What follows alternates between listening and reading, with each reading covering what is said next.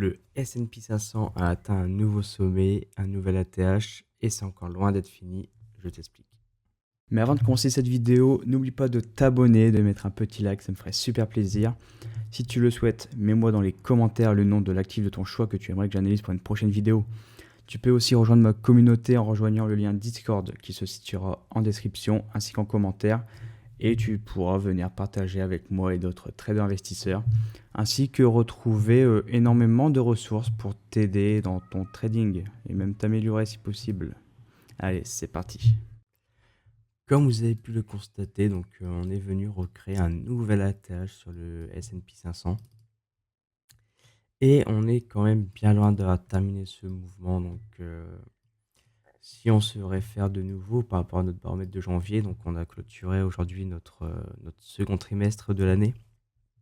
Donc notre premier trimestre était un trimestre quand même, comment dire, catastrophique, qui était assez difficile à supporter pour les marchés. Notre baromètre de janvier nous suggérait quand même un premier trimestre bah, un peu en état de range. C'est vrai que si on se réfère au baromètre, la clôture au premier trimestre ne se faisait pas au-dessus du high qu'on aurait dû créer, ni du low. Mais voilà, que si on se réfère au marché, du coup, on est quand même venu un peu plus bas que notre low. Mais voilà, pas si fort que ça. Tandis que notre second trimestre a commencé, nous suggérait de commencer par une belle chute avant de trouver son bottom et de repartir à la hausse. C'est ce qui a été fait. Donc, on a eu une belle chute sur le S&P 500 avant de poser un bottom. Donc là, on voit bien le beau W se dessiner pour ensuite repartir. Et ce que nous suggère notre baromètre de janvier pour ce troisième trimestre, c'est un état de marché très convivial, très heureux. Notre baromètre de janvier nous suggère que ce troisième trimestre va être très joyeux. On va s'attendre à ce que ce marché continue de monter ce troisième trimestre. On est en pleine transition ici entre le deuxième et le troisième trimestre. Notre baromètre nous suggérait quand même un petit état de range sur cette période avant de repartir avec une probable déviation en ayant créé un plus bas ici par rapport à la consolidation. Bon, actuellement sur le prix, on n'a pas vraiment de consolidation. Peut-être si on se réfère à cette partie-là, on viendrait peut-être créer un nouveau plus bas ici. Mais dans l'état des choses du marché, c'est pas trop quelque chose que j'envisage actuellement. J'ai pas trop l'impression qu'on est quand même sur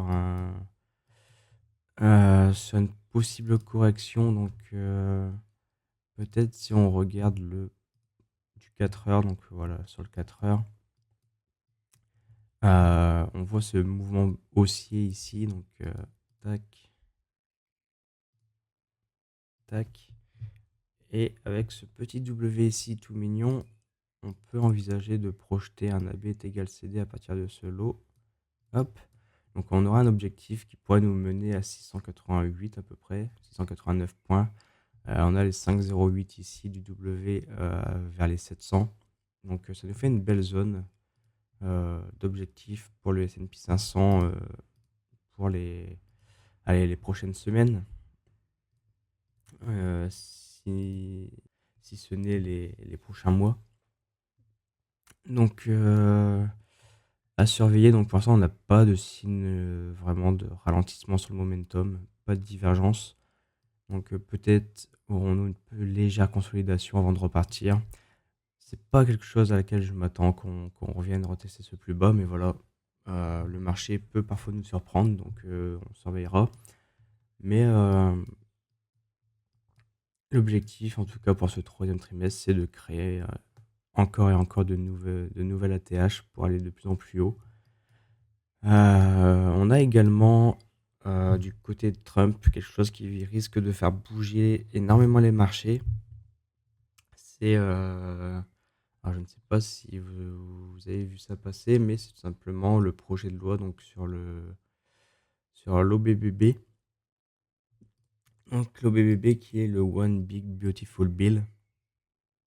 donc qui va être un peu une, une réforme fiscale avec des coupes budgétaires, avec en plus un relèvement de plafond de la dette. Donc si ce projet de loi va être voté, ça sera tout simplement le retour de l'imprimante de la Fed. Donc on risque de se remettre à imprimer beaucoup d'argent.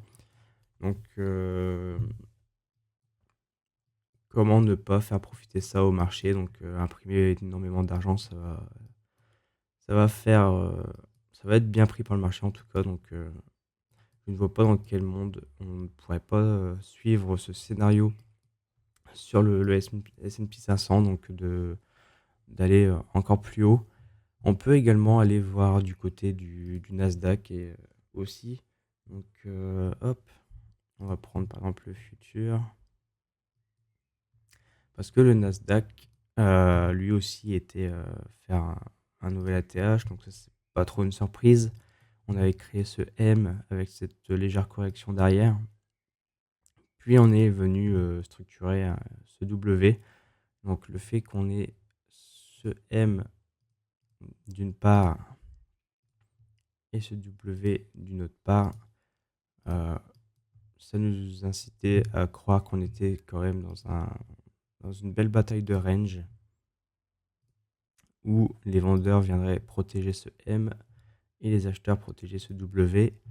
Mais le Nasdaq a eu raison des vendeurs et a décidé tout simplement de les faire sortir du marché. Donc en créant un nouvel ATH encore une fois, on a eu comme cette petite ici consolidation, donc ce qui n'est pas étonnant puisqu'on était quand même dans une zone relativement propice à voir les vendeurs se montrer.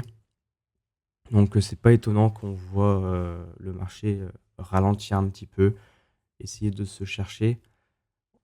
On peut même potentiellement se dire qu'on était sur une consolidation un peu en flag ici, voilà, un peu en mode drapeau, bien que c'est pas trop mon kiff de trader ni d'analyser comme ça, mais voilà, faut le dire, là on a eu une belle consolidation un peu en rectangle sur la montée. C'est pareil, on peut envisager des objectifs avec un peu un AB est égal CD ici. Tac. Hop, sur le Nasdaq, là, AB est égal CD. Et notre petit Nasdaq ici, du coup, sur le futur E-mini. On est actuellement à 22 700. On aura un objectif de plus de 10% à peu près, donc avec une hausse qui nous mènerait vers les 25 774, qui serait tout simplement l'objectif donc de ce mouvement. Hop, hop, hop, hop, hop. Bon, je vais mettre ça comme ça, parce que j'ai pas de template de disponible. Hop. On peut également, à partir du W, tracer un peu notre bioabic pour se donner une idée de la sortie du W. Donc, tac. On va mettre ça. On a. Tiens. On a eu cette consolidation ici et en plus qui correspondait parfaitement au 2,54. Donc voilà, on avait comme une forte confluence. On était dans la reload zone. On revenait chercher des niveaux proches de la structure où les vendeurs avaient inversé la tendance. Donc on ralentissait pas mal. En plus de ça, on avait les 2,54 de la sortie du W, donc qui a beaucoup freiné aussi le marché. Mais derrière, voilà, on est revenu clôturer à la hausse. Donc c'est dommage, on n'a pas un petit pic de volume pour bien confirmer la reprise haussière en sortant de cette consolidation. Mais n'empêche qu'elle est là, donc à voir si elle sera soutenue à long terme. Mais ça va être très intéressant de surveiller. Ce qui m'intéresse aussi, c'est de voir à peu près où est-ce que cette tout simplement cette correction du Nasdaq nous a mené. J'ai l'impression qu'on s'est arrêté quand même pile sur le first stop. Voilà, c'est à peu près ça. Donc bon, on est venu chercher les 0,5. Donc pour les traders, en fait, il y avait pratiquement un trade ici qui était prenable, voilà, avec ce M, avec un objectif sur les 0,5. D'ailleurs, on a l'air de s'être stoppé un peu pile dessus puisque le Fibo, il reprend pile poil, les 0,5 ici. Mais voilà, on a eu cette belle bataille également sur le first stop avec cette large structure qui essaye de protéger ce niveau. Donc là, très clairement, l'objectif à venir pour le Nasdaq et le S&P 500, c'est de continuer de créer des ATH. Je ne vois pas pourquoi on ne pourrait pas continuer dans cette voie-là. On a également le Volatility Index, qui est tout simplement un indicateur de la peur du marché qui se calme. Donc on a eu une belle hausse en fin mars, début avril. On est revenu voir le first stop. Donc si on se met en bougie, évidemment, puisque du coup vous ne voyez pas les mèches. Donc voilà pour le Fibo. Mais on est venu se calmer. Donc là c'est pareil, on a encore un VIX qui la semaine dernière a clôturé en baisse. Ça nous montre également que les investisseurs, les traders ne sont pas stressés par le marché, que le marché se porte plutôt bien. On a quand même ce petit gap ici sur les 37-35. Donc faire attention à ça, on risque tout de même de venir le combler à un moment ou à un autre. Comme vous voyez, on est venu aussi manger cette grosse mèche. Donc comme on dit, les mèches aiment être mangées. Donc voilà, donc à part ce petit gap qui risque d'être comblé à terme, donc peut-être dans les prochains mois, rien de très inquiétant sur le VIX. Tout se passe bien sur le S&P 500, sur le Nasdaq, donc c'est plutôt une très bonne chose. Donc voilà pour ce petit point donc rapide pour le SP et pour le Nasdaq. J'espère que ça vous a plu, donc n'hésitez pas à vous abonner, à mettre un petit pouce. Et si vous souhaitez que je fasse une analyse d'un actif de votre choix, n'hésitez pas à me le dire dans les commentaires. Allez, ciao!